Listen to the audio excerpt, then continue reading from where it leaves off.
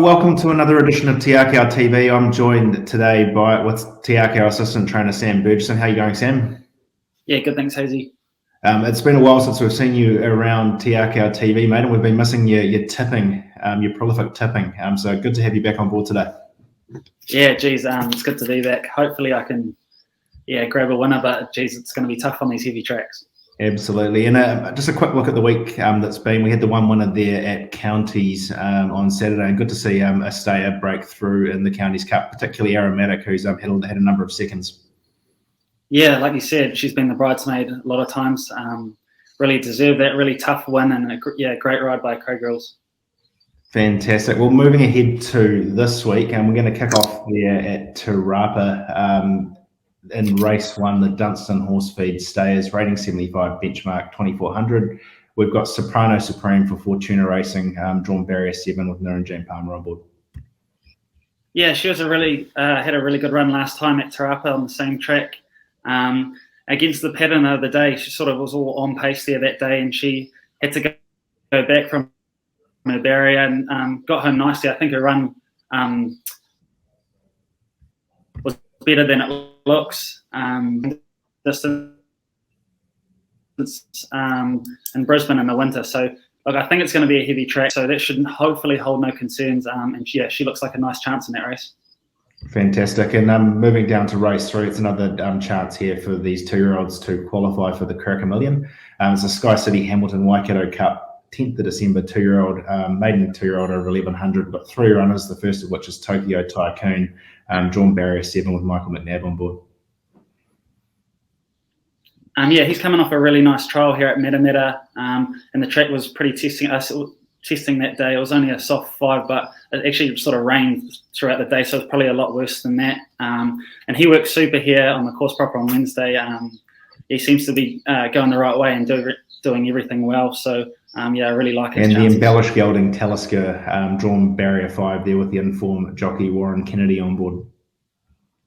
Yeah, he's another one that trialled really well here on testing conditions, and he worked with Tokyo Tycoon on Wednesday, who probably had the edge on him a little bit, but race day's another whole different story. He sort of looks more like a 3-year-old, but he's shown us definitely enough to warrant going the races, and he looks like he could be a nice competitive chance. Great. And the Headwater filly, she turns heads there for the Te Akau Go the Girls Racing Partnership, a syndicate there of females, drawn barrier 4 with Craig Grills on board. Yeah, and she's coming off a nice debut run at New Plymouth, where she just fell short to the stablemate Trobrand, who's a really nice horse who we like. And we've just shut some visor blinkers on her. She sort of tends to switch off and do a few things wrong, so that should sharpen her up. And I think the race day experience will go a long way in helping her. Great. And race 4 looks a fairly tidy and competitive we field there. The Waikato Draft, rating 75, benchmark 1100. We've got last start winner Hero Worship with Niranjan Palmer on board. Yeah, and Palmer rode him that day as well, so he knows him well. Palmer's in great form. I think he's ridden 5 winners in the last couple of meetings, so that's a big plus. Handles wet ground, up in grade, so he needs to step up, but off his last start win, you'd have to think he'd be very competitive.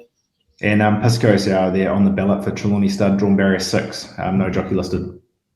Yeah, just going to wait and see with her with the track. So she's could potentially be doubtful, but she's a talented mare, and on her day would definitely be in it. And race 5, the listed Trevor and Curly Eagle Memorial, 3-year-old set weights over 1,500 metres. Savar Freire, drawn barrier 2. I thought he was pretty impressive there last start, running second. Steps up in distance to 1,500. Yeah, he's probably unlucky not to win. Just sort of didn't go his way at the top of the straight there, and if he'd got out a bit earlier, I think he would have picked that leader up. And like Soprano that day was, like I said, with Soprano, that day was very leader's bias, so his run was, very impressive. He's another one that we think needs to switch on a bit, so we've added some visor blinkers. Opie's sort of ridden him in his last 2 gallops and thinks it'll really help him. Obviously, it's tough for a maiden there in a listed race, but we definitely think he's talented enough and deserves his chance. And he's a good odds, so he's not the worst. Absolutely. And race 7 there, the Group 3 Eagle Technology Stakes, open set weight and penalties over 1600. We've got last start place getter Pre Defer, drawn barrier 6 there with Craig Zaki on board. Yeah, coming off a really tough run at Tauranga, did really well to stick on for second there. When he was trapped 3 wide. Loves Te Rapa, has a great record there. Probably the only concern is the really heavy ground, but he's tough as nails, the old boy, and he'll give it his best. Great, and Brando found some form there, placing last start. He draws barrier 11 with Michael McNabb on board. Yeah, Opie rode him on Wednesday on a testing course proper here, and he said he's flying. So that's a big confidence boost. The Te Rapa heavy, that'd be the only worry. Just depends how much rain we get, I guess. But sort of wait and see. But on his day, he'd be right in it. Great. And race 8, the BCD Group 1400, rating 65, benchmark 1400. Here's another horse that's been trying to look for some good tracks, been scratched the last couple of runs. Shepherd's Delight, drawn barrier 5 with Naranjan Palmer on board. Yeah, another sort of track's the query, but she ran really well in the 1,000 Guineas on a testing track, so maybe. But she's sort of back in distance and back in grade, which I think will help. Palmer with the 2 kilos off, and she always tries hard, so yeah, she should be competitive. And the big striding Sacred Falls mare Albatross, drawn barrier 10 with Craig Zaki on board. Yeah, nice resuming run here at Matamata, and up to 1400 ideal. Craig Zaki on, he's in great form as well. So look, 2 nice each way chances. Great, and that wraps up our runners there at Te Rapa. So moving across to Whanganui there as well on Saturday. We kick off in race 2, the Platinum Homes 3-year-old 1200. It's under set weight and penalties conditions. We've got Time Flies, drawn barrier 7 with Lisa Allpress on board. Yeah, Wanganui probably looks like it's going to be testing ground as well. So sort of a query for a few of these runners, but their work here on the course proper during the week has been, top notch. So they think they deserve their chance, and they all look nicely placed down here. Time Flies. He's coming off a really good win here from a gun ride. He's a bit of a thinking bugger. If he wanted to do it, he'd definitely be in the finish. We've tried all the tricks with him, but look, he's very talented. So if he wants to do it, he'll be there. And Inca Bell, drawn barrier 3 with Joe Cameron on board. Yeah, coming off a nice win with Joe actually rode that day, so that helps. He knows her well. Sort of got all favours and got a gun run through against older horses, and now back to a 3-year-old company, obviously against winners as well.